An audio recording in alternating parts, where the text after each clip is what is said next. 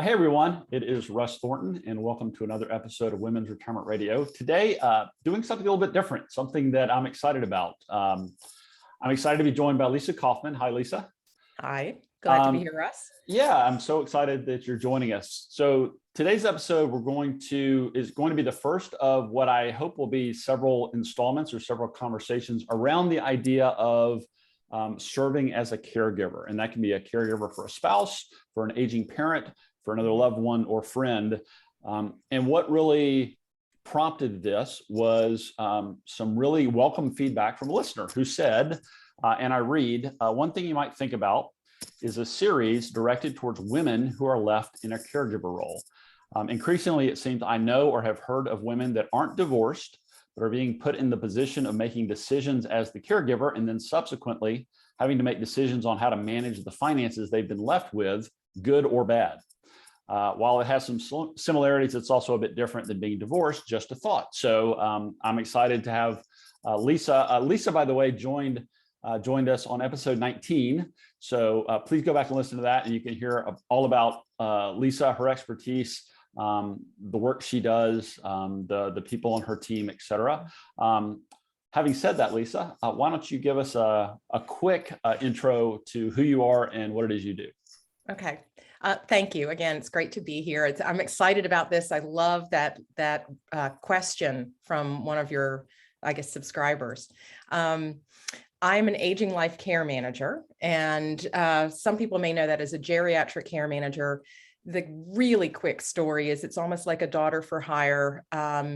We are clinicians who are familiar with aging care and healthcare, who serve as patient advocates. We do a thorough needs analysis, and we do some crisis management and case coordination. So all of those various pieces, we're here to really help quarterback, or one person put it, we're the air traffic controller for somebody's care so that we can help the person who's the primary caregiver make good decisions about the one they're caring for.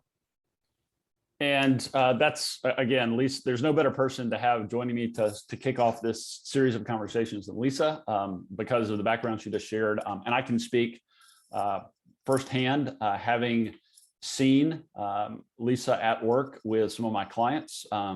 She's even done some help for my family personally, and she's a wonderful resource. So really excited to have her joining us. And what we wanted to do to kick things off, and Lisa and I were joking before we hit record, like we could easily get into the weeds and turn this into an hours-long conversation, but we're trying to very deliberately keep this short, succinct, concise, and leave plenty to cover in future conversations with Lisa and with some other professionals that we hope to bring into the conversation as well. But the first question we're going to start with is what Lisa referred to as the big one, which is if you need to care for your spouse or another loved one, how do you know when it's time to, and we'll use, for this example, we'll use the spouse. So we're talking about caregiving for a spouse. How do you know when it's time to move your spouse into a care facility? So Lisa, why don't you kick things off there? All right. And it is the big one because it's such a loaded question and loaded topic. And I think that's probably one of the primary topics that people are concerned about is how do I know when it's the right time? That's a tough one to tackle. So one way you can help to know is certainly getting a care manager like myself, and I'm not plugging me, but having an expert take a look at what's going on. How are things happening in the home? Who's providing care? How much care is needed? Are you feeling burnt out? Are you hiring more care and it's starting to be more expensive and you're becoming more burnt out as your loved one's dementia is changing? Those are all variables that go into the decision of, is it time to make a major change, like a move into an assisted living or hiring care for the home? It's really a tough place to be. I sometimes share with families that it's the parable of the frog in the pot. I'm going to give a quick, I'm sure that you've heard this or we've talked about this, but I'll go ahead for those who haven't heard of this, that if you put a frog in a pot and the water is already boiling, you put the frog in, he's going to hop right out. It's too hot. If you put a frog in a pot of just tap water and you turn on the heat, it will reach boiling and the frog won't notice the temperature change until it's too late, and then they're soup. So I think caregiving is similar in some ways, that there are gradual changes over time that we don't notice all of a sudden. We're in over our heads because we're adapting, and it's been such a gradual change that we just keep doing what we've been doing until we get to a place where we're burnt out. So if you came to caregiving from a sudden change, maybe like a stroke or something that it's a huge difference, it's easier to see than dementia, which is so insidious and has such a long trajectory. Sometimes it's hard to know, where is that line? So you have to decide for yourself, and having a support, an advisor, help you determine, where is my line? Because everybody's a little bit different. But some things to look at would be the cost of care, how much care, personal care, activities of daily living care your loved one needs, and how comfortable are you and they are with you providing that. So for spouses, that threshold may be different than for adult children. For example, an adult child, say a son who has to provide personal care for his mother, and personal care, we're talking toileting, bathing, that kind of stuff. There may not be a comfort level with that, and there is no judgment about that. That may be that line for that individual or that caregiving partnership. Whereas for a spouse, it might not be that big an issue of comfort level, unless there's a place where the person, the patient, we'll just refer to that, the patient of the couple is no longer recognizing who this is, or is having some issues around bathing or toileting, that you might want somebody else who's trained to do that. Does that make sense, Russ? It does. And a couple of things that you shared that I really want to highlight. Okay. While I completely agree that there's tremendous value in bringing an expert to the table, someone that's seen and gone through and had these discussions in the past is super important. I think another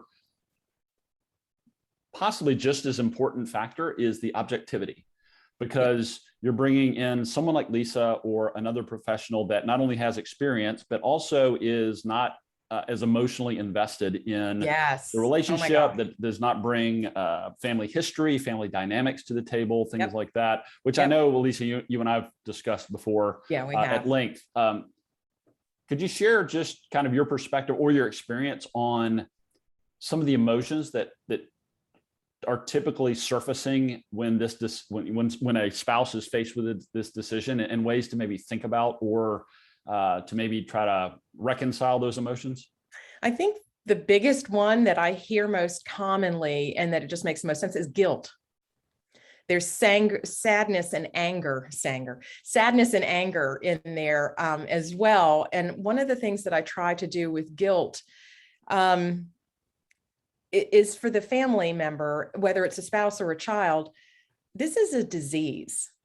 Whatever it is that's causing cognitive changes, if it's some kind of dementia, some kind of cognitive deficit, if it was an injury or an illness, that is the most common way that older people develop cognitive impairment. It's nobody's fault, especially the disease process, Alzheimer's being the most common disease causing some kind of dementia. It just is what it is. So feeling guilty that you're not doing enough, or that you're not fixing it, or that you're not somehow putting the pressure on yourself that you should be able to make it better or compensate for that person's deficits. That's a slippery slope, but a lot of people feel tremendous guilt. My feeling is on this, if you didn't break it, don't feel guilty about it. It's putting a lot of pressure on yourself, and it's unrealistic, and the expectations are so high. I think it's easier to reconcile that you're sad. This is not what I wanted. I didn't want to be in this position. I wanted to be with my partner in my retirement, and here I am a caregiver and we're not traveling, and this is not what I thought was coming at all. Well, then you're angry and sad and disappointed and frustrated. There are a lot of other emotions that you can address and label, and maybe speak to a counselor about these feelings rather than guilt, which just kind of comes right back inside where you're not enough. And that's not true. it's also important to remember that there's a lot of care out there, especially when we feel guilty, like we need to be doing everything to make this better. No, it takes a village. You need a team approach to care for another adult human being who's no longer able to care for themselves. It is not something that one individual can really do in a healthy way. When you think about care that's provided in assisted livings, they have 3 shifts a day, or hospitals. They have 3 shifts. So when you're at home and you're on 24/7, you don't have a break. Well, we all need a break. We need to sleep, we need time away, and then time with that individual. So when you're feeling so guilty or maybe controlling that nobody can do it the way you would do it, that may be true, but people are trained to provide the level of care that's needed. You will always know your loved one better than anybody else, but other people will know how to provide care for them. And that should help. Yeah, and thank you for that. A couple of things that you mentioned that I want to highlight. So for folks that I work with, my clients, we spend a lot of time planning and thinking about the future, thinking both about what we want to have happen as well as thinking about what may happen. I don't think anyone that's in good health today would ever. The idea might enter their mind, like what happens if I have to be in a caregiving role, or my spouse or loved one suffers cognitive decline, or has a physical situation where they need some kind of care beyond what I can provide. And I think that's a great reminder about the need to be flexible in your thinking and your planning. And so I think everything we're talking about could be encapsulated in that idea of being willing to be flexible and not, to Lisa's point, not feeling like you have to shoulder or take the burden on yourself completely. One analogy I use, which is overused at this point, is like if you ever fly commercial, they always tell you need to put the oxygen mask on yourself before you help others. Yes. Nowhere is that more appropriate than in the situation that we're talking about. Absolutely. And yeah, it's a great analogy. I think everybody can really understand that. And I see it as, if you're taking care of yourself and taking care of another person, you are burning the candle at both ends.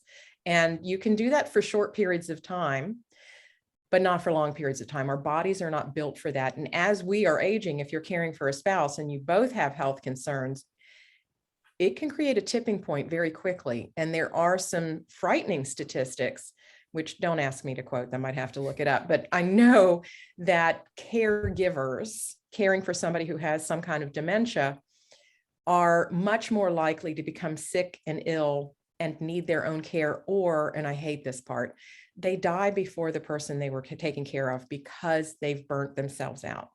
They've made themselves sick. They had a heart attack. They had a stroke. Something happened.